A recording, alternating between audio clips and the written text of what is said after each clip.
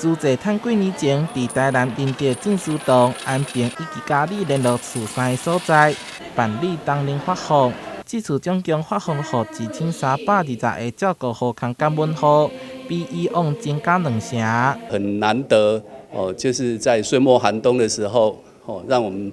整个照顾户不止参加岁末祝福哦还有围炉哦还有包含外场的义诊、义检。包括还有茶道、花道、童玩，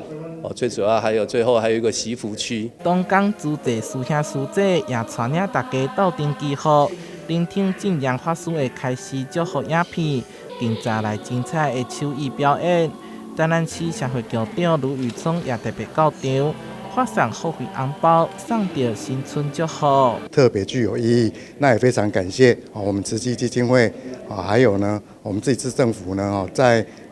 弱势关怀的一些照顾服务。那也祝大家新年快乐。其中朱济照顾户龚女士也特别就台分享伊家先生当时面临爸听康经济困难的时阵，朱济人是如何一路陪伴，自身克服困难的过程。我真的在这边没有朋友嘛，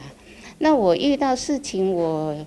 就是不知道跟谁讲，那我也不可能一直跟大陆的我哥哥姐姐他们讲，我怕讲多了他们又过不来，就会担心。那我就是这一路来真的很感恩慈济，整个都是他在就是支撑这个小家庭啊。因为公公是有半年想是婆婆跟公公因为这样子，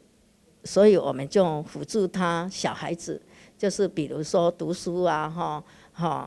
因为他那时候从大陆有帮他活动后，大家也斗阵欢喜的围炉，朱济志工更是精心设计上菜色，澎湃搁美味的菜肴，除了予感染户甲照顾户提前感受过年团圆的气氛，也感受到朱济的温暖关怀。台南新闻出发采访报道。